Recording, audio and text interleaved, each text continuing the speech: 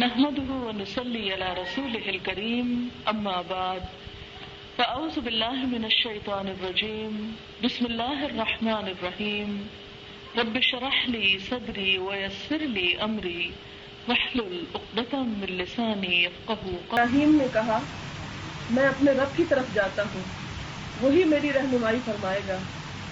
اے پروردگار، مجھے ایک بیٹا عطا کر جو صالحین میں سے ہو۔ اس دعا کے جواب میں ہم نے اسے ایک بردبار لڑکے کی بشارت دی۔ وہ لڑکا جو اس کے ساتھ دوڑ دھوپ کرنے کی عمر کو پہنچ گیا تو ایک روز ابراہیم نے کہا، بیٹا میں خواب دیکھتا ہوں کہ میں تجھے ذبح کر رہا ہوں، اب تو بتا تیرا کیا خیال ہے؟ اس نے کہا، ابا جان جو کچھ آپ کو حکم دیا جا رہا ہے اسے کر ڈالیے، آپ انشاءاللہ مجھے صابروں میں سے پائیں گے۔ آخر کو جب ان دونوں نے سر تسلیم خم کر دیا اور ابراہیم نے بیٹے کو ماتھے کے بل گرا دیا اور ہم نے ندا دی کہ اے ابراہیم تو نے خواب سچ کر دکھایا، ہم نیکی کرنے والوں کو ایسی ہی جزا دیتے ہیں۔ یقیناً یہ ایک کھلی آزمائش تھی اور ہم نے ایک بڑی قربانی فدیے میں دے کر اس بچے کو چھڑا لیا اور اس کی تعریف و توصیف ہمیشہ کے لیے بعد کی نسلوں میں چھوڑ دی۔ سلام ہے ابراہیم پر، ہم نیکی کرنے والوں کو ایسی ہی جزا دیتے ہیں، وہ ہمارے مومن بندوں میں سے تھی۔ یہاں سے ہوتی ہے قربانی کی ابتدا، وہ قربانی جس کا تقاضا آپ سے آئندہ چند دنوں کے اندر کیا جانے والا ہے۔ وقت گزرنے کے ساتھ ساتھ جہاں دین کی باقی چیزیں اپنی حقیقت کھوتی چلی جا رہی ہیں اور لوگوں کی نظروں میں اہمیت ان کی کم ہوتی چلی جا رہی ہے، ان میں سے ایک قربانی بھی ہے۔ قربانی کے بارے میں آج کل بہت کچھ وسوسے پائے جاتے ہیں کہ یہ ابراہیم علیہ السلام کی سنت تو تھی لیکن اسلام کی سنت نہیں ہے، اور بجائے اس کے کہ انسان بے شمار جانور ذبح کر ڈالے، بہتر یہ ہے کہ ان پیسوں کو کسی غریب کی مدد کے لیے استعمال کیا جائے یا کسی اور چیریٹی کے کام میں دے دیے جائیں۔ جانور ذبح کرنا ضروری نہیں ہے۔ تو آج میں چند چیزیں اس غلط فہمی کے ازالے کے لیے آپ کے سامنے رکھوں گی کہ ایسی سوچ سراسر نادانی کی سوچ ہے اور اللہ کے نزدیک قربانی کا فدیہ کچھ بھی اور نہیں ہو سکتا۔ یہ رسم جہاں سے چلی وہ آپ دیکھ رہے ہیں کہ حضرت ابراہیم علیہ السلام جنہوں نے اپنی قوم کی بت پرستی اور اپنے باپ دادا کا دین چھوڑ کر توحید کی راہ اپنائی اور سب چیزوں سے مایوس ہو کر رب کی طرف چل نکلے اور اسی پر امید رکھی کہ میرا رب ہی مجھے ہدایت دے گا، تو رب نے واقعی اسے ہدایت دی اور پھر رب نے اس ہدایت کے ساتھ ساتھ حضرت ابراہیم علیہ السلام کو طرح طرح کی آزمائشوں میں ڈالا جن کو انہوں نے بہت اچھی طرح پورا کیا۔ دنیا کی دیگر محبتوں میں سے ایک بہت ہی آزمائش والی چیز، اور وہ آزمائش کیا تھی کہ بیٹے کو ذبح کر ڈالو۔ خواب دیکھا حضرت ابراہیم نے، اور حضرت ابراہیم نے اپنے اس صابر بیٹے کے سامنے جب اس کا ذکر کیا تو بیٹے نے بھی لبیک کہا کہ میں بھی تیار ہوں۔ دیکھیں یہ کہانی کے طور پر تو بڑی خوشنما معلوم ہوتی ہے، لیکن میں اور آپ اپنی اپنی اولاد پر نظر رکھتے ہوئے، اور اولاد بھی وہ جو بڑی مانگ مانگ کر ملی ہو۔ آپ کو معلوم ہے کہ حضرت ابراہیم علیہ السلام نے بڑی دعاؤں کے بعد حضرت اسماعیل کو لیا تھا۔ وہ جو اتنی دعاؤں کے بعد ملا، وہ جو بہت ہی چہیتا تھا ابراہیم کا، اللہ سبحانہ وتعالی کیونکہ اپنی محبت میں کسی اور کو شریک نہیں بنا سکتے کہ اللہ کے ساتھ کسی اور کی محبت بھی شامل ہو جائے، کیونکہ وہ ایک بہت قیمتی چیز تھی حضرت ابراہیم علیہ السلام کے لیے، لہذا اللہ سبحانہ وتعالی نے وہ بھی مانگ لی کہ بھلا میرے لیے دیتا ہے یا نہیں، تو انہوں نے وہ بھی پیش کر دی کہ اللہ میں تیرے لیے یہ بھی دینے کو تیار ہوں۔ لہذا پورا واقعہ آپ نے بہت دفعہ سنا ہوگا، کس طرح اپنے بیٹے سے کہا، بیٹا تیار ہو گیا، اور حضرت ابراہیم علیہ السلام نے اپنی آنکھوں پر پٹی باندھ دی کہ بہرحال اولاد کی محبت ہے، کہیں ایسا نہ ہو کہ میرا دل عین وقت پر پھر جائے۔ اور 3 مختلف موقعوں پر جب شیطان ان کے پاس آیا، جو حج کے موقع پر آپ 3 شیطانوں کو کنکریاں مارتے ہیں، تو کس طرح انہوں نے انہیں پتھر مار کر بھگا دیا، اور پھر آنکھوں پر پٹی باندھ کے جب چھری پھیرنے لگے تو اللہ سبحانہ وتعالیٰ کو ان کی ادا اتنی پسند آئی کہ وہ آزمائش تو کر لی لیکن اس کی جگہ پر دمبا چھوڑ دیا اور بیٹے کو بچا لیا۔ اب دیکھیں کہ یہ تو حضرت ابراہیم علیہ السلام سے قربانی مانگی گئی اور انہوں نے قربانی کی۔ اس کے بعد امت محمد صلی اللہ علیہ وسلم پر بھی کیا قربانی فرض ہے یا نہیں، کیا اسے بھی قربانی کرنی چاہیے یا نہیں؟ تو اس کے بارے میں قرآن پاک میں اللہ سبحانہ وتعالیٰ کا سورۃ الحج میں ارشاد ہے، وَلِكُلِّ أُمَّةٍ جَعَلْنَا مَنْسَكًا لِيَذْكُرُوا اسْمَ اللَّهِ عَلَى مَا رَزَقَهُم مِّن بَهِيمَةِ الْأَنْعَامِ فَإِلَٰهُكُمْ إِلَٰهٌ وَاحِدٌ فَلَهُ أَسْلِمُوا وَبَشِّرِ الْمُخْبِتِينَ الَّذِينَ إِذَا ذُكِرَ اللَّهُ وَجِلَتْ قُلُوبُهُمْ وَالصَّابِرِينَ عَلَى مَا أَصَابَهُمْ وَالْمُقِيمِ الصَّلَاةِ وَمِمَّا رَزَقْنَاهُمْ يُنْفِقُونَ وَالْبُدْنَ جَعَلْنَاهَا لَكُم مِّن شَعَائِرِ اللَّهِ لَكُمْ فِيهَا خَيْرٌ فَاذْكُرُوا اسْمَ اللَّهِ عَلَيْهَا صَوَافَّ فَإِذَا وَجَبَتْ جُنُوبُهَا فَكُلُوا مِنْهَا وَأَطْعِمُوا الْقَانِعَ وَالْمُعْتَرَّ كَذَلِكَ سَخَّرْنَاهَا لَكُمْ لَعَلَّكُمْ تَشْكُرُونَ لَن يَنَالَ اللَّهَ لُحُومُهَا وَلَا دِمَاؤُهَا وَلَكِن يَنَالُهُ التَّقْوَى مِنكُمْ كَذَلِكَ سَخَّرَهَا لَكُمْ لِتُكَبِّرُوا اللَّهَ عَلَى مَا هَدَاكُمْ وَبَشِّرِ الْمُحْسِنِينَ۔ اللہ سبحانہ وتعالیٰ کا ارشاد ہے، ہر امت کے لیے ہم نے قربانی کا ایک قاعدہ مقرر کر دیا، اور امت محمد صلی اللہ علیہ وسلم بھی اس سے مستثنا نہیں کہ وہ قربانی کو کسی اور چیز سے کمپنسیٹ کر دے۔ نہیں، جب قربانی مانگی جائے گی تو قربانی ہی کرنا پڑے گی، اس لیے کہ یہ چیز اللہ سبحانہ وتعالیٰ نے مقرر کر دی ہے، تاکہ اس امت کے لوگ ان جانوروں پر اللہ کا نام لیں جو اس نے ان کو بخشے ہیں۔ ان مختلف طریقوں کے اندر مقصد ایک ہی ہے، بس تمہارا خدا ایک ہی خدا ہے اور اسی کے تم مطیع و فرما بردار بنو۔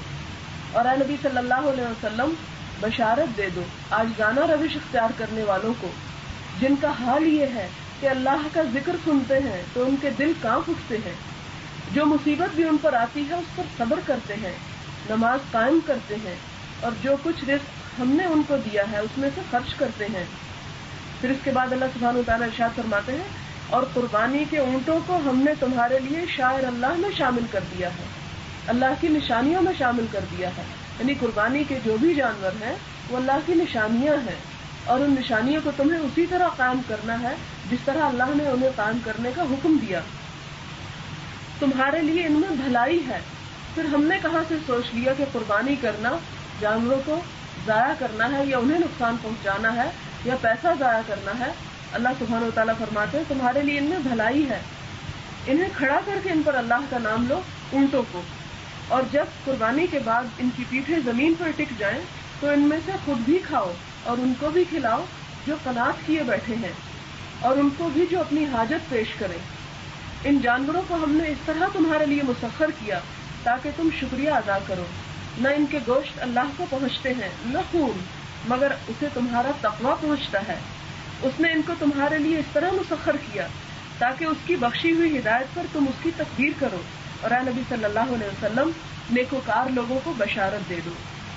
عام طور پر ایک تصور یہ بھی پایا جاتا ہے کہ قربانی جو ہے اگر امت محمد صلی اللہ علیہ وسلم پر فرض ہے تو وہ صرف حاجیوں پر ہے، حالانکہ یہ بات کہیں بھی تخصیص کے ساتھ یہ نہیں فرمائی گئی کہ جو لوگ صرف حج کرنے کے لیے جائیں وہ تو قربانی کریں اور جو گھروں میں پیچھے بیٹھے ہیں وہ قربانی نہ کریں۔ اب دیکھیں کہ اگر اس عید پر قربانی ختم ہو جائے تو بھلا بتائیے یہ عید کیا عید باقی رہے؟ اس عید میں پھر خوشی کی کیا چیز رہ جائے گی؟ یعنی کون سا مقصد ہوگا؟ تو یہ دراصل اس دن میں قربانی کرنا ایک تو حج پہ جانے والوں کے ساتھ ایک قسم کی مشارکت ہو جاتی ہے، اور دوسرا یہ کہ سنت سے ہمیں حضور صلی اللہ علیہ وسلم کی قربانی کرنا ثابت ہے۔ نبی صلی اللہ علیہ وسلم مدینہ طیبہ کے پورے زمانے قیام میں ہر سال عید کے موقع پر قربانی کرتے رہے، اور مسلمانوں میں آج ہی کی سنت سے یہ طریقہ جاری ہوا۔ جیسا کہ بعض لوگوں کا خیال ہے کہ چند سال بعد کچھ اماموں نے یہ کام شروع کر دیا، تو ایسا نہیں ہے۔ خود حضور صلی اللہ علیہ وسلم حج کے فرض ہونے سے پہلے بھی، آپ کو معلوم ہے حج تو یہ آخر میں آ کے فرض ہوتا ہے نا، 9ویں یا 10ویں ہجری میں فرض ہوتا ہے، لیکن یہ کہ اس سے پہلے بھی حضور صلی اللہ علیہ وسلم جتنے سال مدینہ میں رہے ہر سال قربانی کرتے رہے، اور اس کی اتنی آپ صلی اللہ علیہ وسلم نے تاکید کی، آپ نے فرمایا من وجد ساعة فلم يضحي جس کو اللہ نے استطاعت دی ہو پھر وہ قربانی نہ کرے تو وہ ہماری نمازوں کی جگہ کے قریب بھی نہ آئے، یعنی گویا وہ ہم میں سے نہیں، اس لیے کہ امت محمد صلی اللہ علیہ وسلم میں شامل ہونے کے لیے قربانی کرنا ضروری ہے۔ پھر اسی طرح آپ صلی اللہ علیہ وسلم نے فرمایا کہ جو نماز سے پہلے قربانی کر لے، یعنی جانے سے پہلے، تو وہ قربانی نہیں، اسے قربانی کو دہرانا ہے، لوٹانا ہے، اور جو نماز کے بعد قربانی کرتا ہے تو وہ دراصل سنت کی پیروی کرتا ہے۔ حضرت علی رضی اللہ تعالیٰ عنہ کی روایت ہے کہ آپ صلی اللہ علیہ وسلم نے فرمایا، اے لوگوں قربانی کرو، جانوروں کا خون آخرت کے ثواب کی نیت سے بہاؤ، دوسروں پر فخر جتانے کے لیے نہیں۔ کتنے افسوس کی بات ہے کہ ہمارے ہاں کچھ اس طرح کا ٹرینڈ ہوتا چلا جا رہا ہے کہ اچھے سے اچھا جانور تو ہم ذبح کرتے ہیں لیکن اس کے پیچھے نیت اچھی نہیں ہوتی۔ نیت کیا ہوتی ہے؟ فخر جتانا کہ ہم نے 3000 کا بکرا ذبح کیا اور فلاں نے 2000 کا، یا اس کے علاوہ یہ کہ ہم نے 3 ذبح کیے یا 4 ذبح کیے۔ تو یہ کثرت عدد یا اس کی کوالٹی پر یا کوانٹٹی پر فخر کرنا، اس سے اللہ کو کوئی غرض نہیں۔ اللہ سبحانہ و تعالیٰ کو جو چیز مطلوب ہے وہ یہ کہ ان کا خون اللہ کی خاطر بہایا جائے، اس کے پیچھے رضا اللہ کی رضا ہو۔ پھر آپ دیکھیں کہ حضور صلی اللہ علیہ وسلم نے فرمایا، یہ غلط فہمی 1400 سال پہلے ہی دور فرما دی، قربانی کے جانوروں کا خون اگرچہ ظاہراً زمین پر گرتا ہے اور برباد ہوتا ہوا دکھائی دیتا ہے، لیکن حقیقتاً یہ خون اللہ کے خزانے میں چلا جاتا ہے۔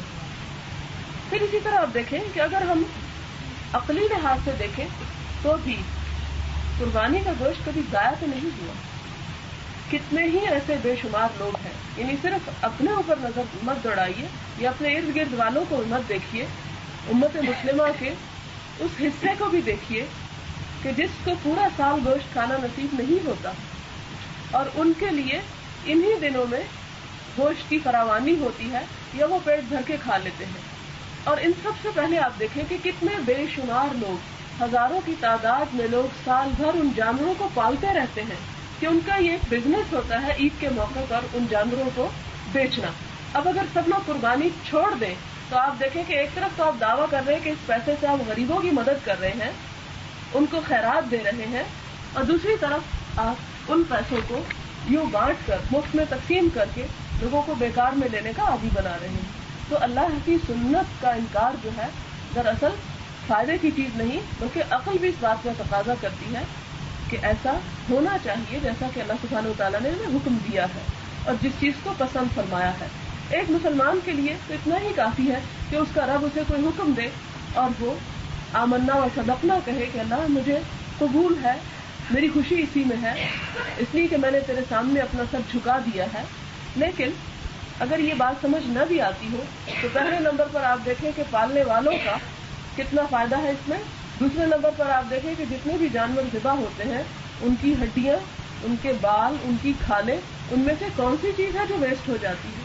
کچھ بھی تو نہیں۔ اب تو اللہ کا شکر ہے کہ سعودی عرب سے بھی قربانی کا گوشت جو ہے وہ فوری چارٹر طیاروں کے ذریعے مختلف ایسے ملکوں میں جہاں پر بہت زیادہ بھوک اور قحط کا عالم ہے، یا کشمیر اور افغانستان میں جہاں پر بہت زیادہ تباہی ہو چکی ہے، وہاں پر براہ راست بھجوا دیا جاتا ہے۔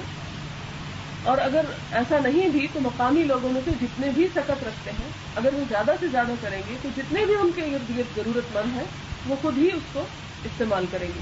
پھر اس کے بعد آپ دیکھیں کہ امت مسلمہ جو ہے ہمیشہ مجاہد قوم ہوتی ہے، اور اسلام میں حلال چیزوں کے کھانے سے منع نہیں کیا گیا۔ تو گوشت انسانی غذاؤں میں سے ایک بہترین مکمل غذا ہے، اور اگر عام طور پر وافر نہیں ملتا اور سال میں ایک موقع ایسا آتا ہے کہ جس میں وہ اپنی ضرورت پوری کرتا ہے یا اس سے طاقت حاصل کرتا ہے، دیکھیں کہ اسلام میں ایک مسلمان کا جو نظریہ ہوتا ہے وہ ہر کام کے پیچھے اس کا ایک مقصد ہوتا ہے، ایک نیت ہوتی ہے۔ اس کھانے پینے کے پیچھے بھی وہ صرف جانوروں کی طرح کھاتا پیتا نہیں ہے، بلکہ اسے یہ معلوم ہے کہ میرا یہ کھانا جو ہے دراصل مجھے اس سے قوت حاصل کرنا ہے، اور اگر مجھے قوت حاصل ہوگی تو میں اللہ کی اطاعت اور اس کی عبادت بہترین طریقے سے کر سکوں گا۔ ایک مسلمان قوم مجاہد قوم ہے، تو اس مجاہد قوم کو زیادہ سے زیادہ طاقت کی ضرورت ہے تاکہ وہ اللہ کے دین کو زیادہ سے زیادہ پھیلا سکے زیادہ سے زیادہ جہاد کر سکے. پھر اسی طرح آپ دیکھیں کہ قربانی کے ساتھ ساتھ ان دنوں کی کیا اہمیت ہے، جن دنوں میں ہم قربانی کرتے ہیں.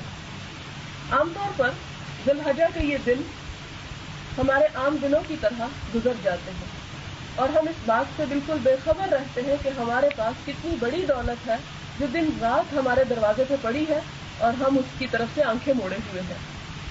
اس کے بارے میں ایک حدیث سنیے.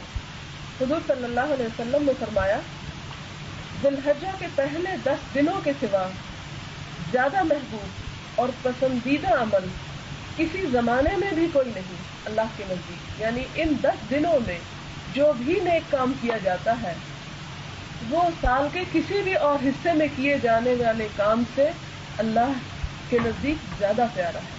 یعنی اللہ تعالیٰ کو ان دنوں کا کیا ہوا کام بے حد عزیز ہے. تو لوگوں نے کہا کہ کیا جہاد بھی نہیں؟ تو آپ صلی اللہ علیہ وسلم نے فرمایا جہاد بھی نہیں سوائے اس مجاہد کے جو اللہ کے راستے میں اپنی جان اور مال سمیت نکلا ہو اور پھر واپس نہ آیا ہو. یعنی شہید ہونا بہرحال اس سے زیادہ افضل عمل ہے، لیکن شہادت سے کم تر درجے کے جتنے بھی نیک کام ہیں وہ تمام کے تمام باقی دنوں کی تمام نیکیوں سے افضل ہیں. ان میں آپ دیکھیں کیا نمازیں، نفل، روزہ، صدقہ اور خیرات، ذکر، اذکار. بلکہ ایک حدیث ہے حضور صلی اللہ علیہ وسلم نے فرمایا کہ اللہ تعالیٰ کو ان 10 دنوں میں کیا ہوا نیک کام سال کے باقی تمام حصوں پر کیے ہوئے کاموں میں زیادہ عزیز ہے. لہذا ان میں کیا کرو فَأَكْثِرُوا فِيهِنَّ مِنَ التَّهْلِيلِ وَالتَّكْبِيرِ وَالتَّحْمِيدِ. تو ان دنوں میں زیادہ سے زیادہ تم لا الہ الا اللہ پڑھو، الحمدللہ پڑھو اور اللہ اکبر پڑھو. یعنی عام طور پر اگر آپ ان تسبیحات کے عادی نہیں بھی ہیں تو ان 10 دنوں میں باقاعدگی کے ساتھ یہ 3 تسبیحات آپ شامل کر لیں، کیونکہ یہ سنت کا ایک حصہ ہے اور اللہ کو بہت عزیز ہے. وہ کیا ہے؟ لا الہ الا اللہ محمد الرسول اللہ، اللہ اکبر اور الحمدللہ. پھر آپ دیکھیں کہ نماز کے بعد آپ پڑھتے ہیں نا الحمدللہ الحمدللہ الحمدللہ، یہی چیز ہے سبحان اللہ والحمدللہ ولا الہ الا اللہ واللہ اکبر. تینوں چیزیں اس میں آ جاتی ہیں.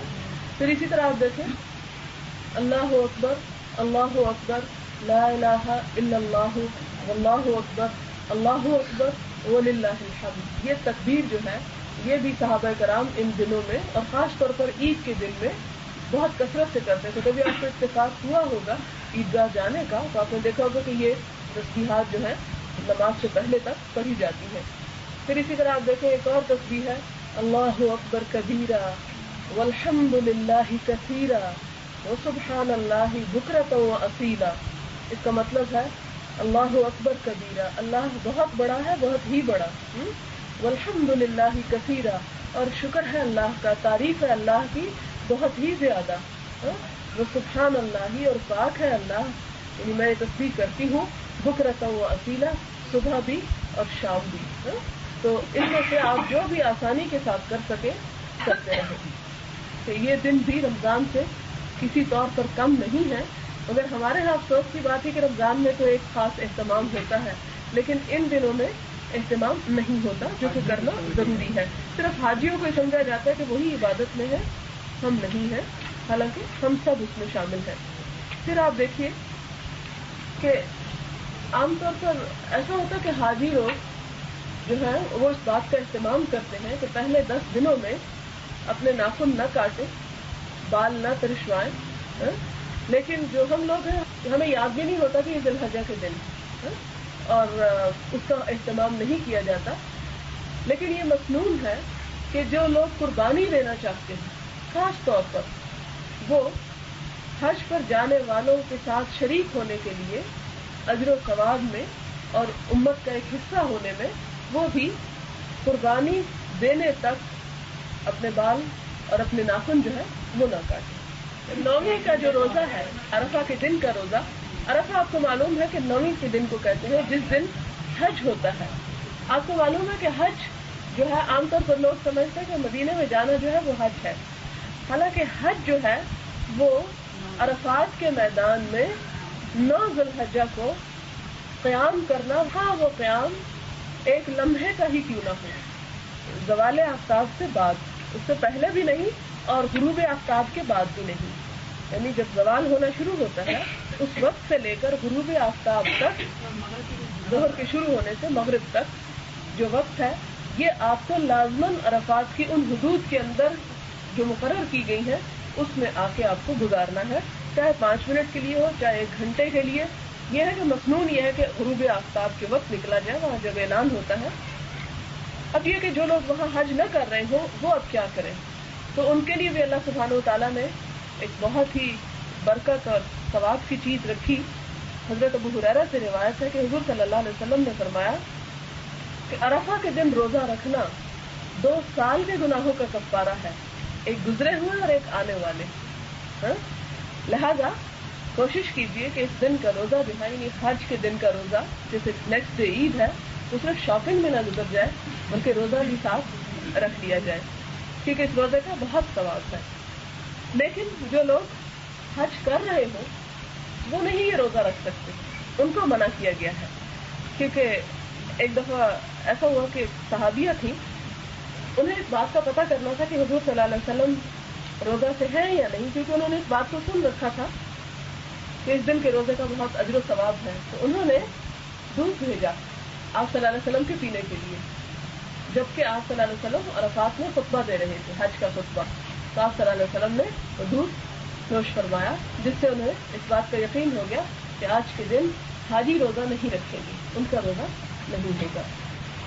پھر آپ دیکھیے کہ جن لوگوں کو قربانی کرنا ہے وہ قربانی کرنے تک اور خصوصاً نماز کے پڑھنے تک روزہ رکھیں گے، یعنی صبح کے وقت کچھ نہیں کھائیں گے. یہ بھی مسنون ہے اور بہت ہی باعث ثواب ہے. حتیٰ کہ صحابیات جو تھیں وہ اپنے چھوٹے بچوں کو دودھ بھی نہیں پلایا کرتی، انہیں بھی بھوکا رکھتی، یعنی روزے سے رکھتی.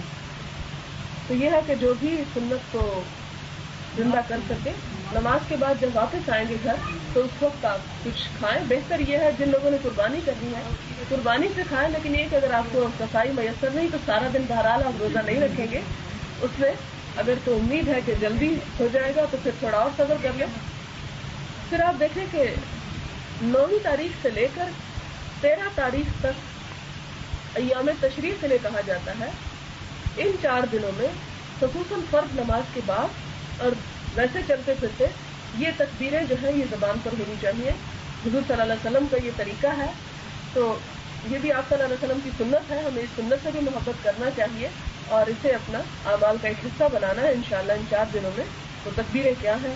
اللہ اکبر، اللہ اکبر، لا الہ الا اللہ، واللہ اکبر، اللہ اکبر، وللہ الحمد. پھر اسی طرح باقی کچھ اور بھی مسائل ہیں، جیسے قربانی کی کھال جو ہے اس کو صدقہ کیا جاتا ہے، اسے بیچ نہیں سکتے آپ.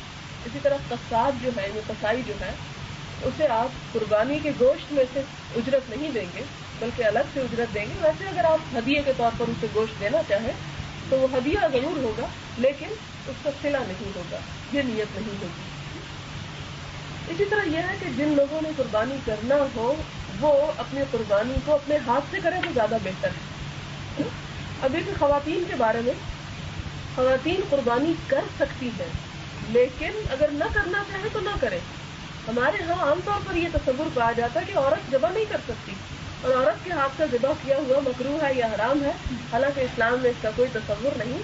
عورت ذبح کر سکتی ہے اور عورت کا ذبح کیا ہوا سراسر حلال ہے. اگر نہ کر سکے تو ان کے اوپر کم از کم ہاتھ رکھ دے.